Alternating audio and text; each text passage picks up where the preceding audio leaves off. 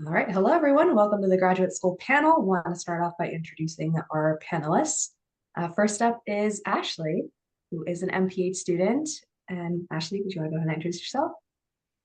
My name's Ashley. In my second year of the Masters of Public Health program at Central Michigan University, and I completed my undergrad also at Central Michigan with a Bachelor of Science in Neuroscience. So ended up kind of coming back to pursue that a little bit more, but to pursue a little bit more of the preventative side of things. And yeah, I'm excited to share about that with you all. Thanks. Great to have you here. And over to Patrick, who is a PhD student at Boston University and also adjunct faculty at NYU. Yeah, super excited to be here. So as was just mentioned, I'm a PhD candidate in computational neuroscience at BU. As is traditional in the field, well, with certain degrees, I skipped over my master's, so I went right into it. So happy to chat about that. Um, I'm also an adjunct faculty, as was mentioned, so happy to chat about that side of things. And I was very lucky last year to get my National Science Foundation GRFP. So for folks who are in the US and are applying to graduate fellowships and like national grants, happy to chat about that as well. Thanks so much for having me here. Awesome. Thanks for being here too. And over to Simone, who is a PhD student based over in Florida at the University of Miami. Hey everyone, super happy to be here. Like Chinmay said, I'm doing my PhD. I'm a third year now in neuroscience at the University of Miami.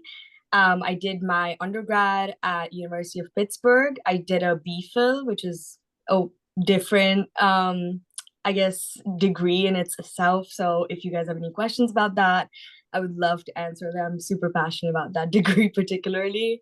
Like Patrick too, I did skip doing a master's because of my BPhil. Another, I guess, like fun fact about me, I'm an international student. So I was born in India. I basically grew up all my life in Dubai, and I came to the States. I definitely want to be in academia, so I want to teach and have my own lab. So, I guess you can ask me about my path for that, but it was kind of not something very insightful. I just kind of had something click in my brain at ninth grade, and I just stuck with it. um, but yeah, super happy to be here. Amazing. Future Professor Simone, thanks for joining us. And last but not least, over to Inchara, who's based in the University of Warwick and is doing leading to a PhD. Hi everyone. As Chinmay just said, I'm Inchara and I am based at the University of Warwick. I'm currently doing a master's in social sciences research, but it's the first year of a master's and PhD integrated program. So when I start my PhD, I'll be focusing on academic misconduct investigations in higher education institutions. So basically, how the questioning process for suspected academic misconduct can be made more streamlined and effective while also keeping it student friendly. I did my undergrad at Warwick as well in psychology with linguistics. So I've been at Warwick for a while, will be here for a while. But yeah, I really like it. Thanks, Inchara. Glad you could join us too. And I also want to give a shout out to all these wonderful folks who are actually behind the scenes of the NeuroNovember Convention. They're all volunteers in many capacities and across the variety of teams here.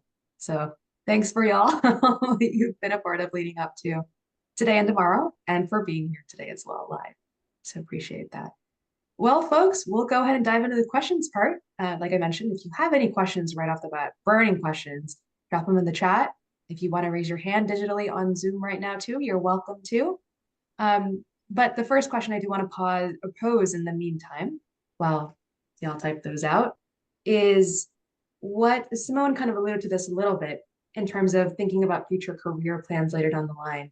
And what really was your thought process in deciding to go to your specific graduate school program? And how does it fit into those potential 5, 10, 15, 20-year career plans later down the line, whether that's academia, industry, or beyond? And I suppose we can go in reverse order this time. Inchara, do you want to start us off? Yeah, of course. So I'll start with why I chose what I'm currently doing. So to be completely honest, I did not write my proposal for my PhD because it was a studentship.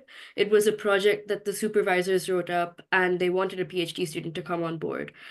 For me as an international student, funding to stay was really important. I don't think just as an international student, I think at grad school level, it's really important to have funding in any case, but it was extra important for me because I did my undergrad as well as an international student. So I was looking for funded opportunities. I personally didn't think that I would end up going straight into grad school because I thought I would have to work for a few years in order to have the funds to even provide for my living while I was doing grad school. But this opportunity rolled my way, and it was funding through the ESRC, which is the Economic and Social Research Council in the UK. So it was a really good opportunity because it had a scholarship and a stipend. And when I initially looked at the topic, it just interested me so much because academic misconduct is something we talk about so much more now in light of AI and especially generative AI coming into the picture, where people can just type a prompt into ChatGPT and get a whole essay.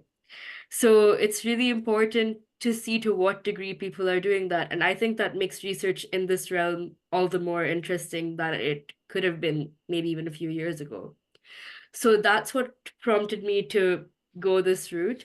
And I honestly applied with close to no hope because I was told even by the supervisors that there are people with probably 30, 35 years of experience applying for the same position. But I was also told, hey, what's the worst that can happen? You get rejected, you apply to something else somewhere else. So I went for it, and I'm so glad I did because here I am now. And in terms of career trajectory, I really want to stay in the field of research, probably end up in academia. I see myself doing research for an organization or something similar somewhere in between. I've always wanted to work at a global level, maybe in terms of policy. So maybe I'll do research in that realm for a little while.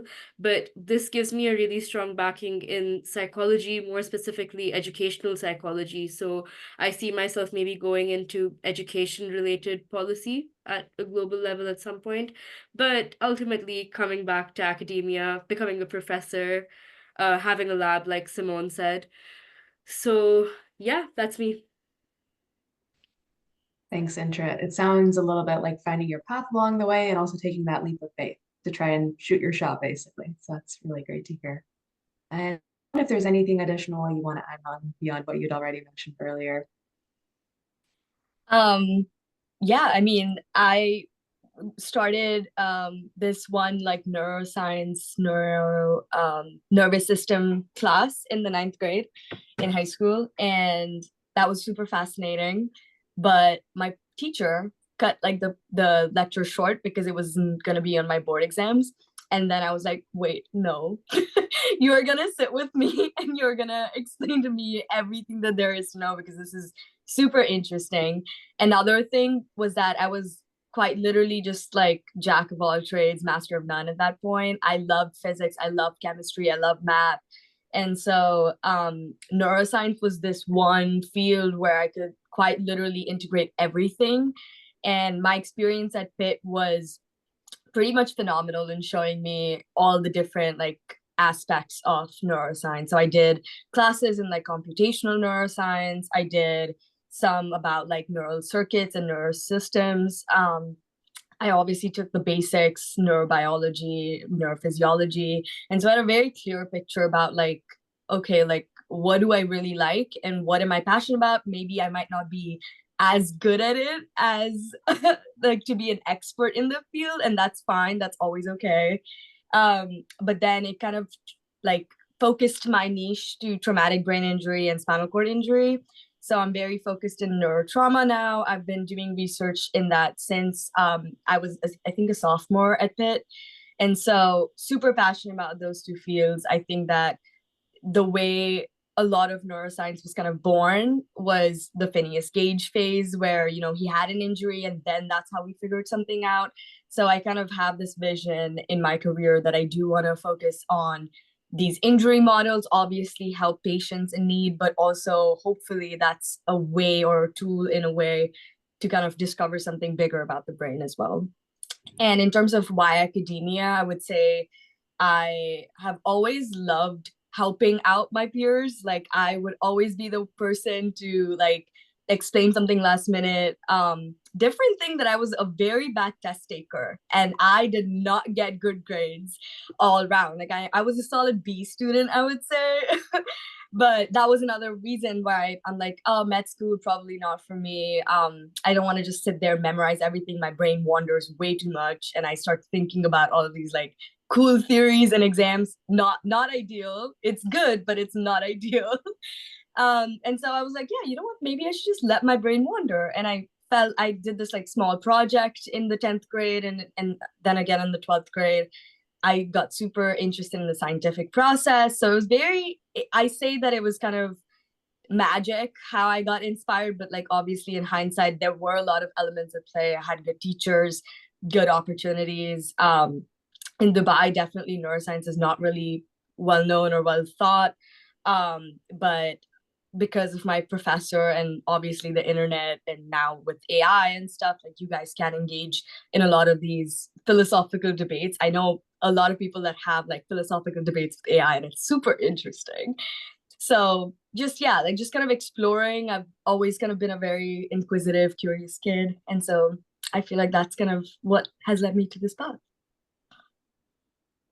Thanks for sharing. Thanks for sharing that origin story. Glad to hear. Over to Patrick.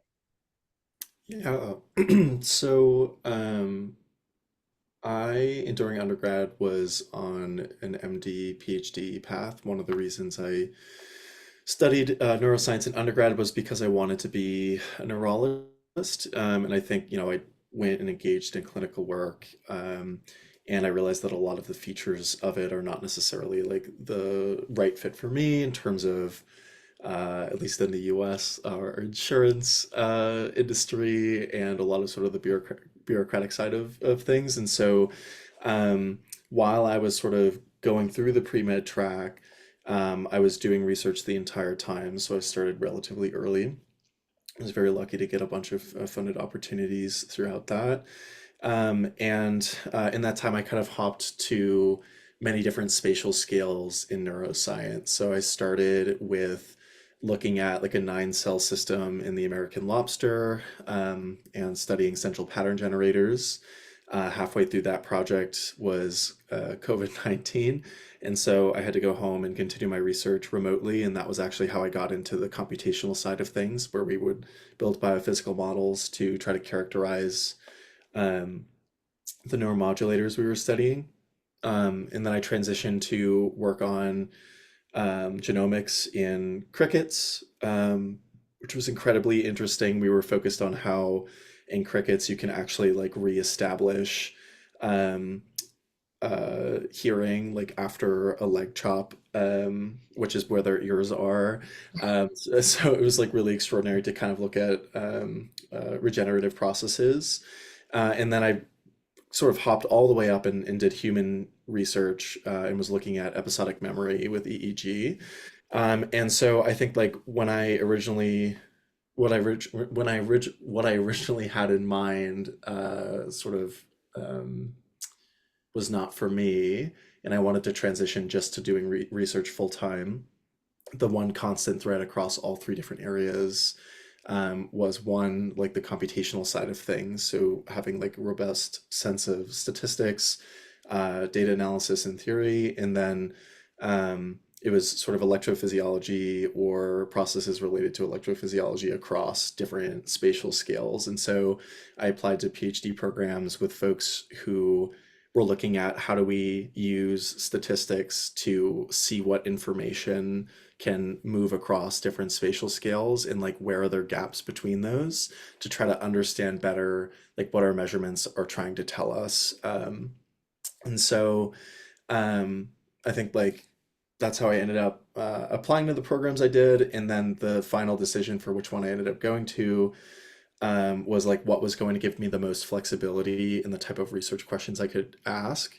And so at Boston University, we have like a really flexible program. So I'm like housed in the math and statistics department, but my programs run at the medical school. So I have a ton of like access to clinical data. Right now I focus on anesthesia. but I'm able to sort of also have like this really robust computational support and training. So I think like long story short, in the future, I want to continue my research. My primary work, like day to day, is developing new methods, new statistical methods for trying to understand data across spatial scales. Um, and I guess like what I love about neuroscience is because of, as Simone was mentioning, there's so many different disciplines that go into the field. In terms of what department I go to, I feel like I'm not like restricted to just biology or going to a med school. Like I could end up in a physics department. I could end up in a computer science department. Right now at NYU, in a like education psychology department. So yeah, I guess I'll pause there, but yeah. What do you know about lobsters? Learn something new every day. Thanks for sharing that. And then last but not least, Ashley, a little bit of, different tone here with the Yeah, program. So tell us more. Tell us how that's yeah, been. for sure. So I think I kind of stumbled upon neuroscience in undergrad. Kind of, I was definitely a big science nerd growing up, and I like knew I was interested in all things science, but I didn't know exactly what. So I stumbled upon neuroscience, luckily. And I got really lucky to be involved in a research lab on stem cell therapy for Parkinson's disease. But through that experience, it was becoming very clear to me that there was a greater emphasis on preventative needs, especially when it comes to something like Parkinson's, where a lot of times it's not being like actually diagnosed until 80% of the dopaminergic neurons in the brain are dying off and already gone. And so I was able to get a lot more interest in the preventative aspects of things and looking into what risk factors are causing people to be more likely to develop Parkinson's disease or different conditions. And so when I was looking into grad schools, I ended up coming back to Central Michigan because I loved the emphasis they placed on uh, rural health and advocating for those in underserved populations. So a lot of times they're being exposed to different chemicals too with like farming or agriculture that are creating more likelihood for them to develop different disorders, especially affecting their brain health and their nervous system health. So that's kind of how I ended up where I'm at. And I think working from there, I'm very interested in continuing kind of the epidemiological research with that and advocating for better brain health, especially at like population levels too. Yeah, that's really wonderful to hear. I think we need a lot more discussion and attention about the preventative aspect. So thanks for doing all that you do too. And with that, we'll jump into some audience questions. So first one up is the actual logistics of the application process. So what that looked like for actually sitting down at your computer for the MPH, for the PhD programs, for the MA program, Inchara, and how many grad programs that you chose to apply to, or how many you think it's feasible to apply to. And generally, were there any exams that you had to take, what that looked like? So maybe Ashley, let's start out with the MPH program logistics. Yeah, I think for me, I didn't apply to too many, so I might not be the best at offering advice on that aspect, but I think one thing is give yourself enough time to apply and don't feel rushed. I think there's a lot of sometimes that like timeline pressure. Oh, I'm graduating. I need to have this planned. But take your time and actually like take your time researching and reaching out to even students that are in programs that you are interested in. And a lot of times they can offer better insight about what the actual program feels like.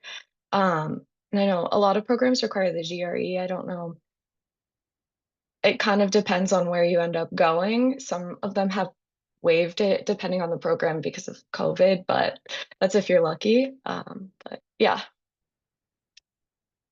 Yeah, I know test optional and all that has changed a lot with COVID. So Yeah. just got to keep an eye out. So for individual program specifics.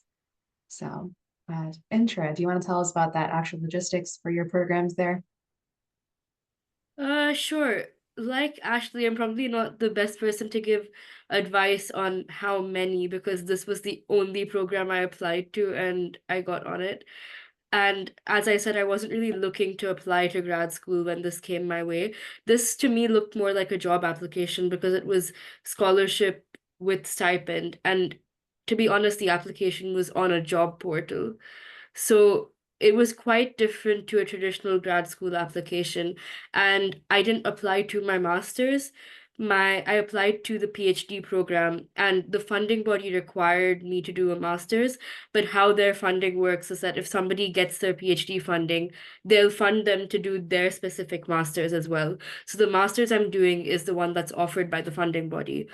So for me, the application process looked like writing not even as long statement of purpose as you would normally have to, because I just remember answering about 3 150-word questions about why I'm interested in the application. And then I had a much more detailed interview with the supervisors. So for the interview, I gave a little presentation on my understanding of the topic and where I think I can take the project.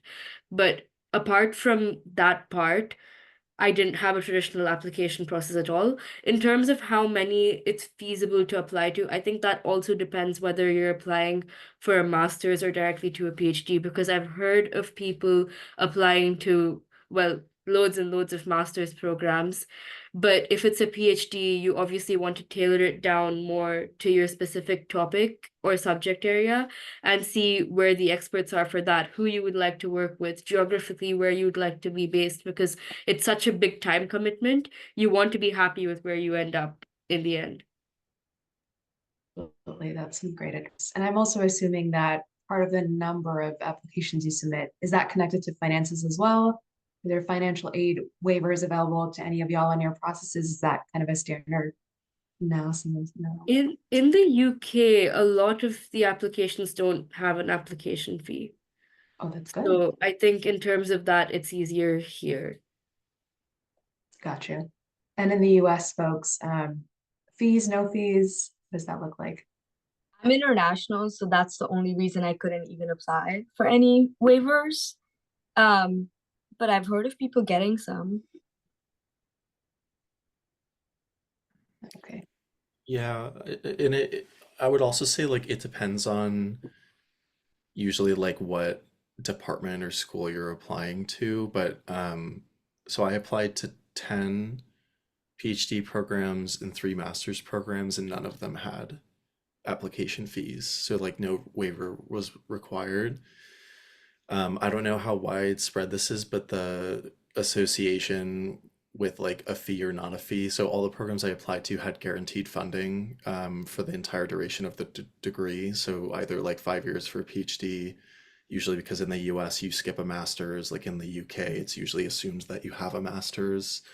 Um, and for the master's programs I applied to, it was similar, where there would be like a teaching expectation, and so they would waive tuition, and then you would get like a smaller stipend. And I found that the programs I was looking at that had those sort of setups would not have. This is not like true everywhere, but like often they did not have like an application fee. Um, in terms of like the personal statement, like I guess one distinction I always make for folks who are familiar with at least like in the US, like the standard like common application where you have like a very um like narrative based personal statement about like who you are and like how you think about the world and your identity, like PhD programs are far closer to a job than to school. And so like in your personal statement it's very like, here are the things that I'm bringing to the table, where it's like I've done these research projects, I was able to take the lead on this, like these were the deliverables from it, like these are the skills I have, and these are the skills I don't have, and this is what I'm trying to get from the program. And having like a reason for like why you want to do the program in the first place. I think it's becoming more important just because off like a lot of schools are offering fewer and fewer spots, and so like my incoming class was, I think, like 8 students, and there were like I think it was 800 or 900 applications, and so it like depends on yeah, like where you apply, what you're looking for. So just make sure you read the requirements closely. And then I guess the last thing I would say is it's becoming more traditional, at least in like systems neuroscience, to take time off in between undergraduate or even a master's where you might do like a technician role, usually where you work full time in the lab. You'll do wet lab research. Usually, you might be a lab manager. Um, Reason being, it's like the best litmus test for showing a department that you can do research full time, which is what you're going to be doing as a PhD. Whereas, like in your undergrad, often if you're doing research, it'll be like, 10 hours max, or like in the summer, it'll be like 6 weeks of, a full time thing. And so they can kind of get a sense that not only can you be plugged into existing projects and add value, but you might be able to start a project and carry it all the way to its completion. Great points there to keep an eye out for, depending on a lot of program to program specificity, it seems. Simone, any last points you want to add there? Yeah, I would actually I want to like say something about me being kind of very naive with my PhD applications. One, I have no idea why I was this naive, because I really wasn't like while applying for undergrad, and so it kind of did stun me, but I didn't have very many connections, and I think that that's one of the biggest things when it comes to getting into grad school. Like it doesn't matter if you get like your PhD from like Stanford or like a state college or whatever. It matters who your mentor is first and foremost, and that is quite literally it. Especially if you know what field you want to go in, you need to know who are the people that are important, who are the people that aren't going to be really rude to you in your PhD, because you definitely need that support. And also you need like tough love. You need to know mentors who can push you forward and actually get you to graduate, because I have had experiences and my friends have had experiences where like some mentors are just straight up bad people. Like they keep you for like 7 years and they're never going to graduate, and that's a very real possibility. So I really lucked out. I had one of my on my BPhil committee was one PI called Helen Bramlett. I absolutely love her. She does go to She's a faculty here. And so I was like, okay, like, she's there, must be good. And I kind of applied to because of that. But I will confess, I did apply to a lot of like high ranking schools, even if I didn't quite find my topic. And I think that was my biggest mistake. I think I applied to like about 20 or like 70 to 20 schools. And quite literally didn't have those many conversations with the PIs before. And then I came to and I made all of these like other graduate friends, and they did tell me, they're like, that was a waste of time and money, because a lot of these schools don't actually accept students by you just applying to the program. You need to have a direct contact with the mentor that's going to take your application out of the pool.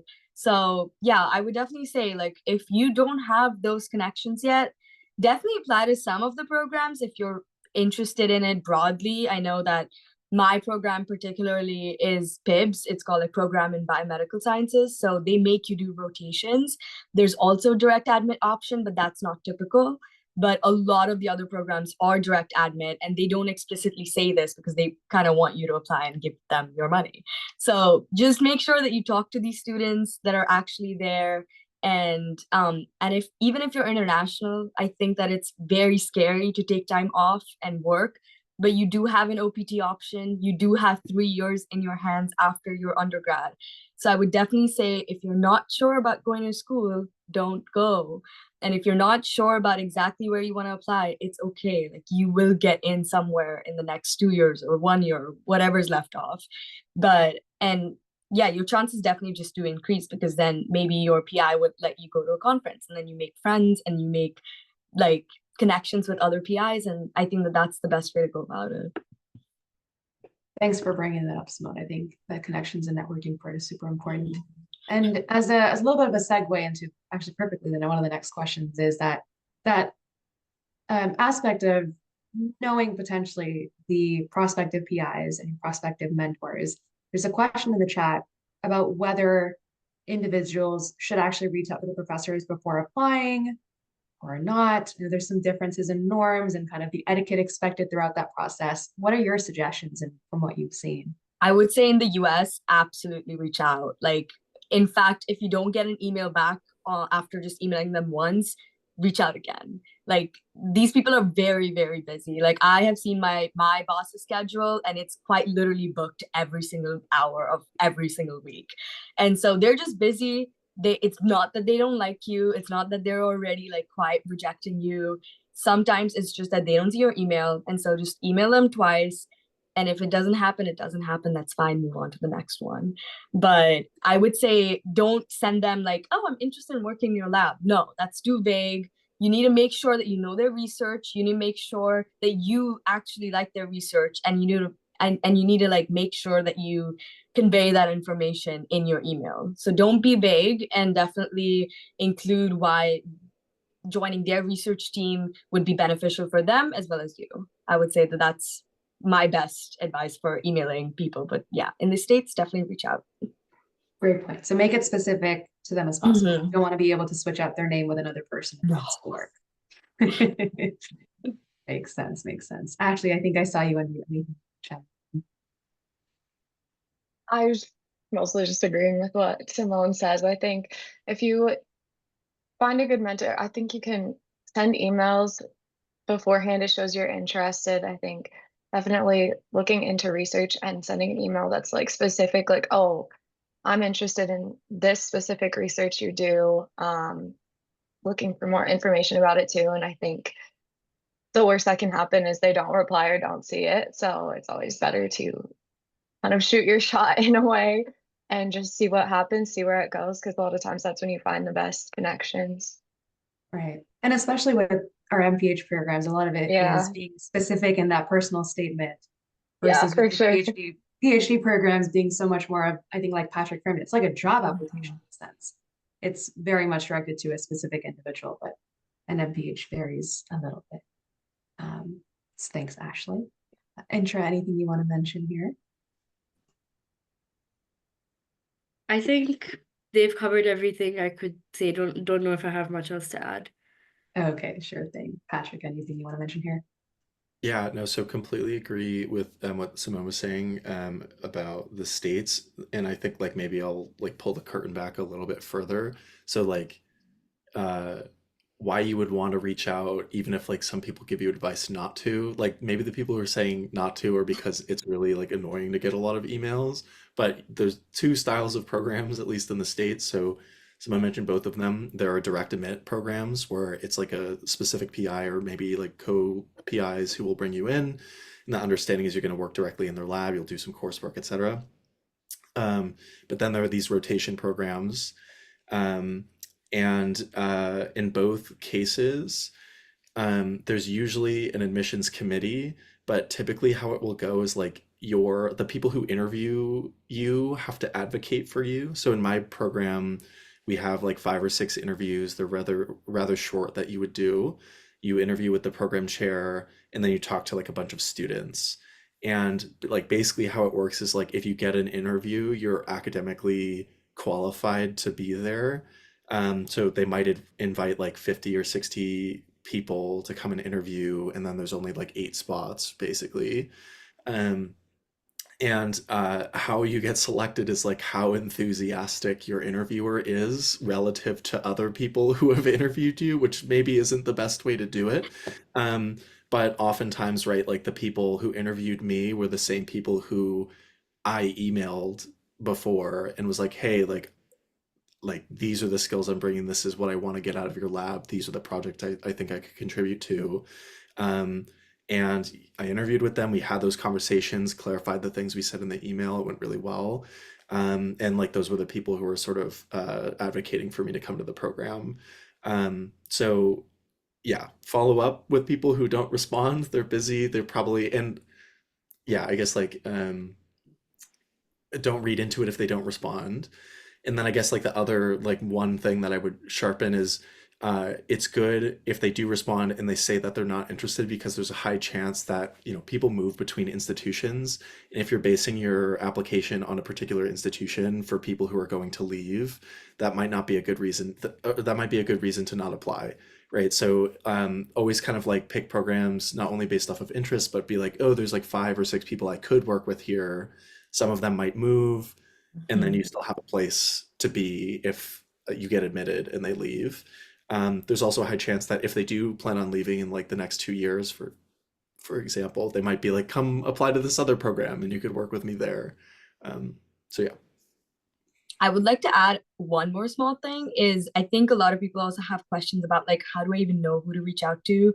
I know in my program, especially, they have lists that they give out to these students about like, oh, like here are the PIs that are open to taking students. And so if I was applying, I would reach out to whoever is in charge of graduation, like admissions, and just be like, hey, I'm interested, but I don't know who are your available like PIs that are taking students.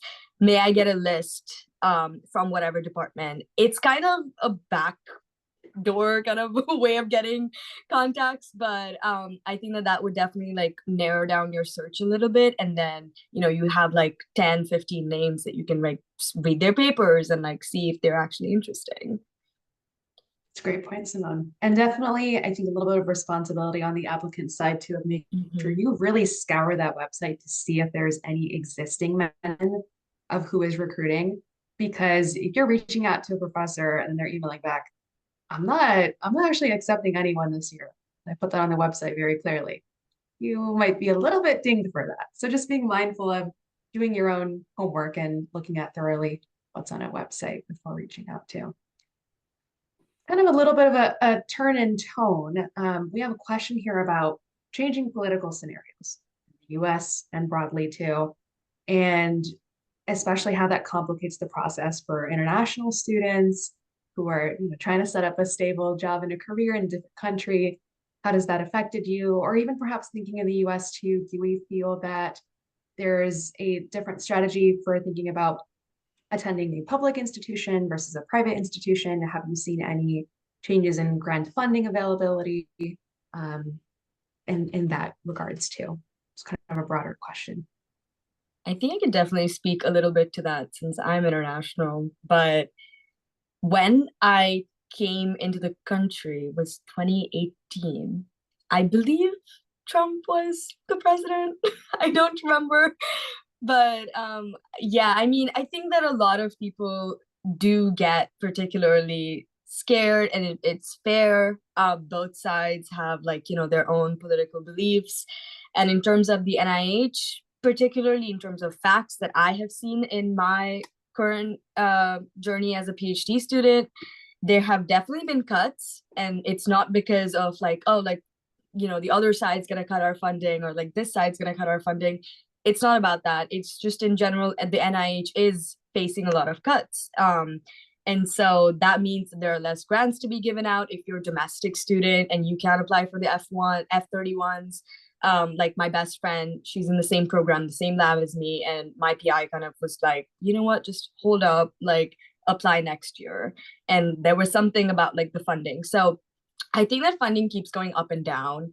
In terms of political opinions about like being here as an international student, I think that there are certain hoops that you do have to jump through. Like you can get admission into college, which is really good, but then you might not get your visa, and then that really sucks. Like it makes no sense, but that does happen. Does that mean that you give up all hope to come to an institution here? No. Definitely there are things that you can do. The ISSS offices, like the International Student Services, or whatever, it kind of has a different name every institution, but they do try to help their best to help out, like get you actually physically here. I remember during COVID, a lot of Indian students, especially, I was in Dubai, so I think my visa process was much more simplified because there are just less people over there. But India is some place that does have a lot of applications to come to the US, and a lot of the student visas were, you simply could not even interview because there are so many people applying. And so in those kind of situations, definitely just don't give up hope. I would say if you really want to come here, you really want to work with one person, try your best to kind of use all of the resources that you have, whether that's the embassies, whether that's your institution's international student services. Yeah, so I would definitely say that. And just to end off, I will say that political leaders change. It's always up and down. It's always there's a good side, there's a bad side to quite literally every political place. I know that there are some people, especially some ethnicities, that are a bit more discriminated against, especially in the scientific community. We did have a lot of postdocs, I believe from China, that were just blocked. You couldn't fund them.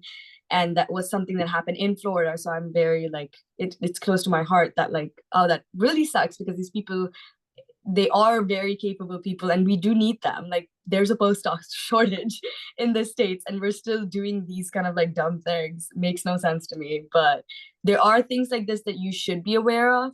And you should also be kind of aware of like the other options that you have. So if that does apply to you, I would say if you want to shoot your shot, definitely do it, because if that person or research topic is calling you, you should definitely try your best to do it.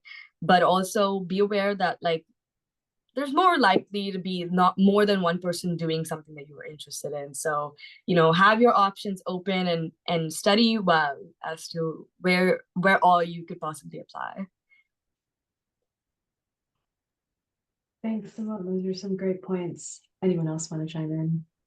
Open to all.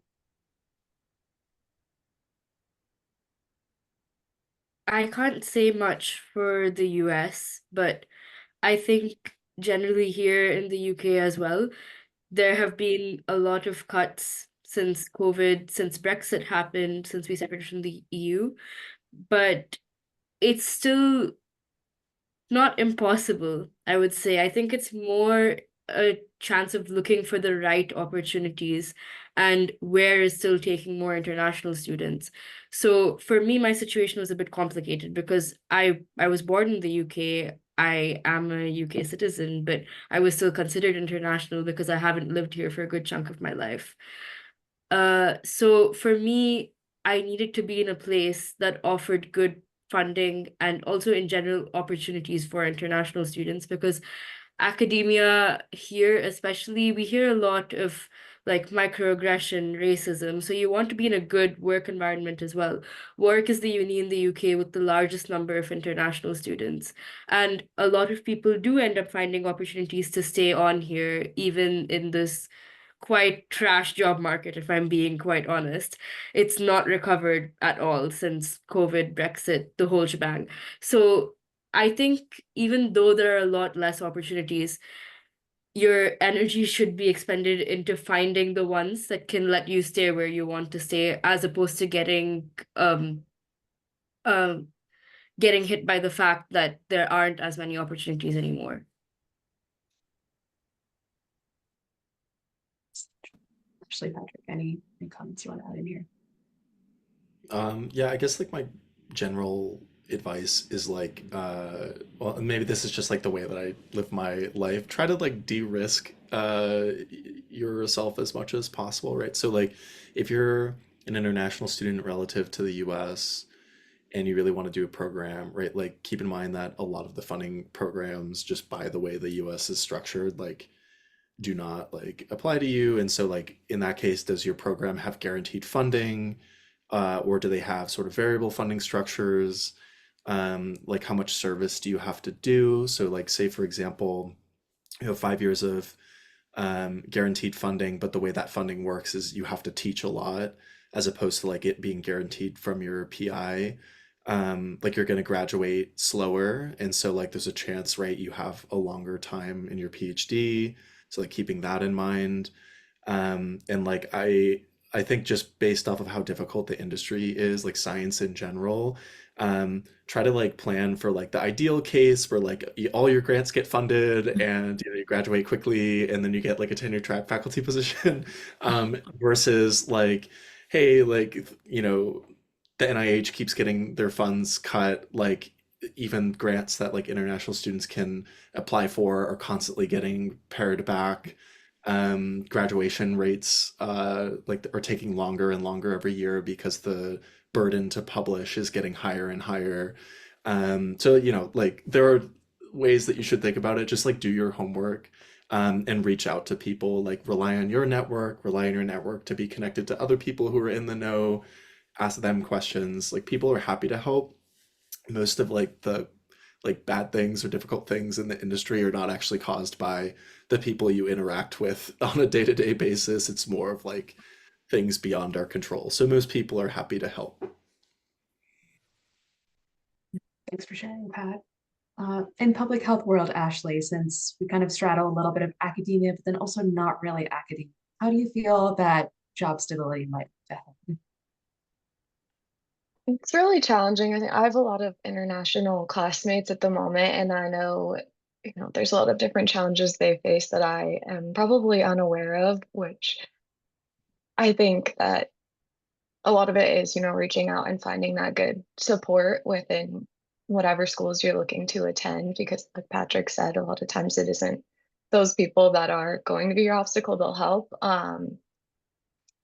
I think there are certain, you know, visas you get when you are an international student. And I know if it's like a STEM related field, I think you get like a certain number of months or years afterwards to get some of that work experience. So I think definitely doing some research on that and having that as a little bit of that sense of security, and kind of just keeping your eye on the political landscape. But I think definitely if it's something you're passionate about, don't let that fear hold you back. I think there are a lot of great opportunities and a lot of great people that want to help support. Absolutely. And it seems like, especially in terms of post-graduation plans, some folks tend to work with state public health departments, and that's maybe something that's more closely affected by visa status, citizenship status. Yeah. But then a lot of also private institutions or companies are looking for consultants that might be willing to sponsor too. So Yeah, it seems for like sure. very much a person-to-person specific, employer-to-employer specific one down the line. Let's see here. I think I want to pick up for our last few minutes here on the topic that Patrick kind of opened the can of worms on is what exactly do we do considering there's not that many professor opportunities happening post-graduation and the postdoc opportunities are kind of a tenuous little slippery slope there. What do we do? Where do we go from here? What are you keeping an eye out for? In perhaps making yourself a competitive fit a few years down the line when you're looking at those post grad school opportunities.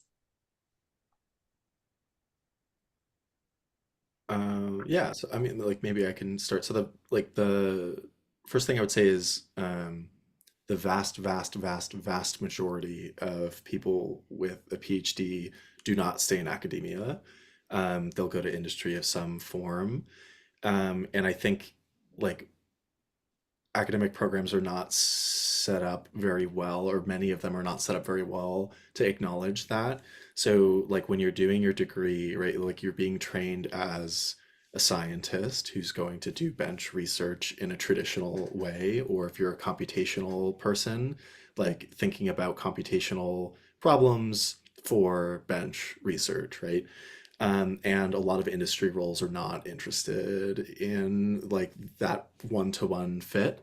So it's important in your graduate career to be talking to people in industries that you would be potentially interested in, to understand like what skills they're valuing, and don't sort of just leave it up until the end to be like, oh, like for me, for example, right, like I do a ton of coding, I design software, I design like new statistical techniques. Like that does not qualify me for an industry job, because oftentimes industry will do something completely different and like will not value those skills in the same way.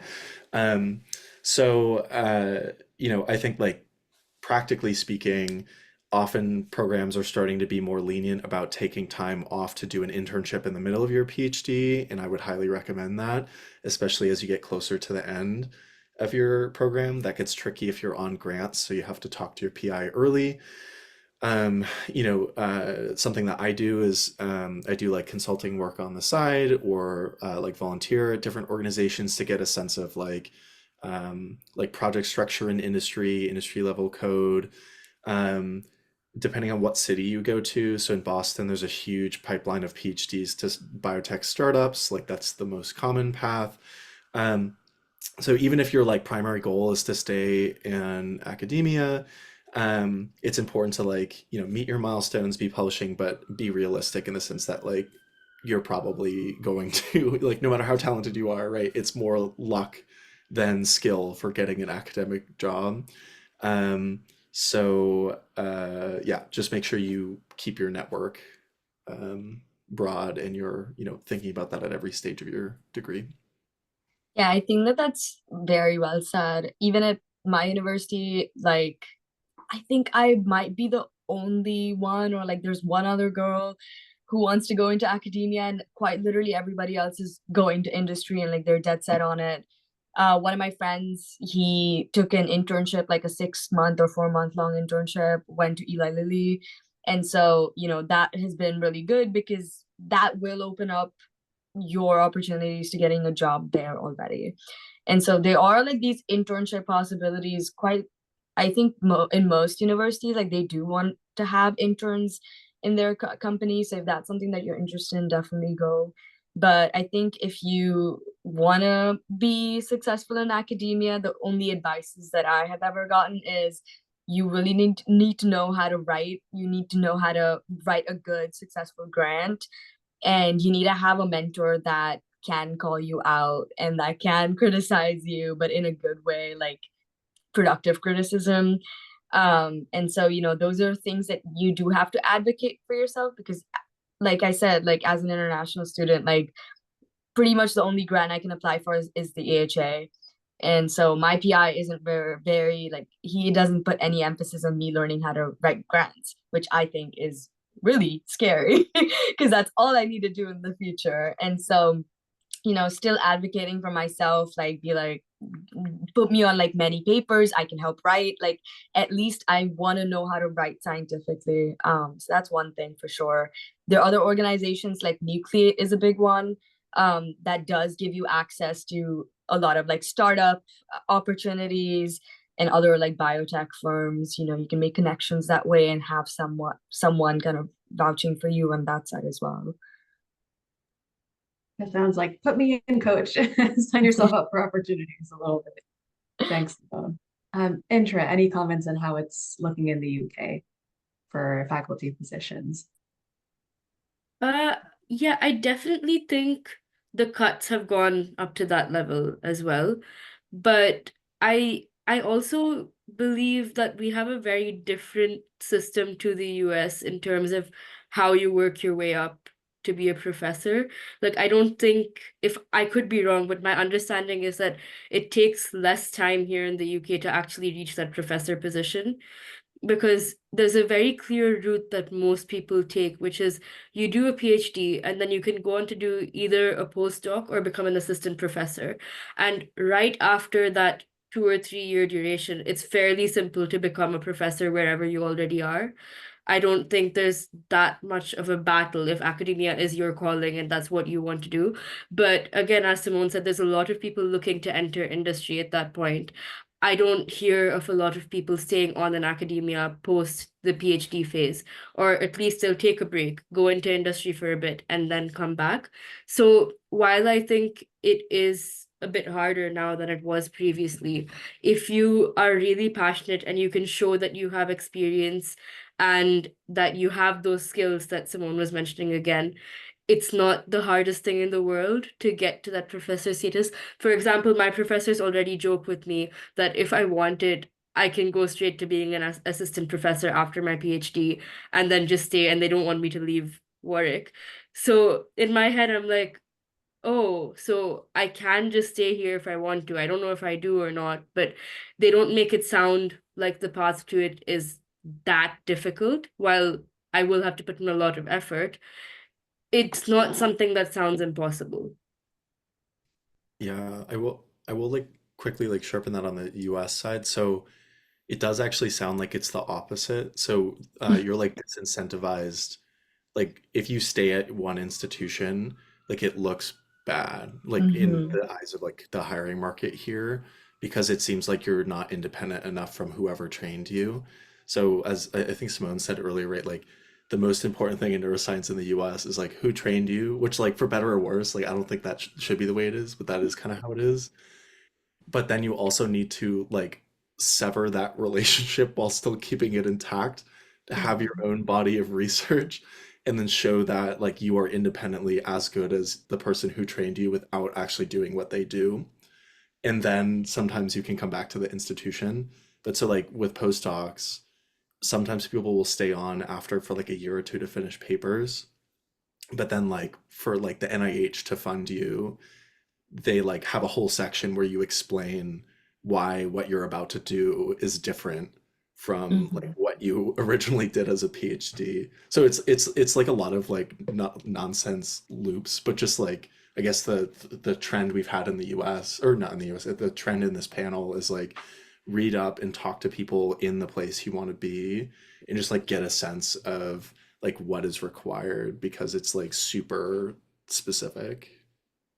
Um, yeah. Well, from a dreary tone, right? But that's kind of the state of how it is and thinking about the job market and everything. Let's end on a nice little positive, uplifting note.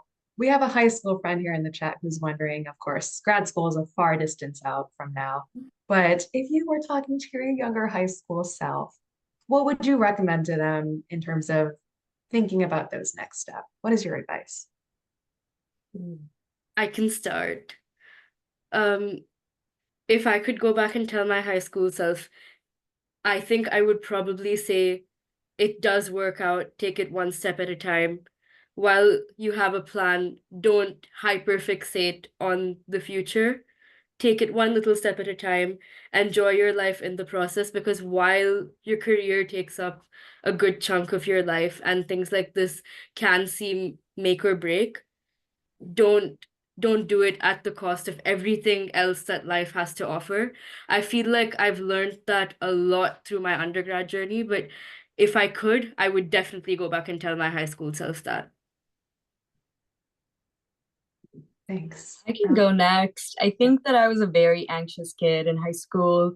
I also felt like I owed a lot to people giving me opportunities, which yes and no, but I would definitely say that, like, you know what, like, if you got an opportunity, like, you deserve to be there. You don't have to overwork yourself. You don't have to be the best in the room every single time at every single university class or undergrad, like literally whatever. Like, you can be chill as well, and you don't have to sacrifice quite literally everything for just an education that's a part of your life, even though it feels like it's everything when you're really passionate about something. I would definitely say that it's okay if you don't want to go to a very hot place.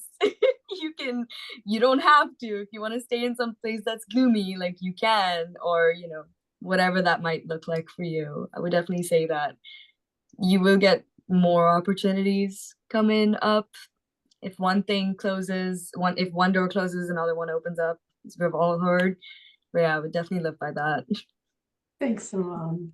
Ashley, over to you. Yeah, I very much agree with all of that. I was definitely very anxious back in high school. I think I'd encourage myself to have a little bit more of that like work-life balance too with academics and kind of take advantage of the outside things that go on in life too and making connections, because I think that's where a lot of things come from too. A lot of research interests come from your life experiences. And I think just having confidence more too, and knowing that you can do it, that you are able to, kind of work through all those little challenges and obstacles that come your way, and that you're going to come out the other side better and stronger for it. So just kind of giving that encouragement to my younger self.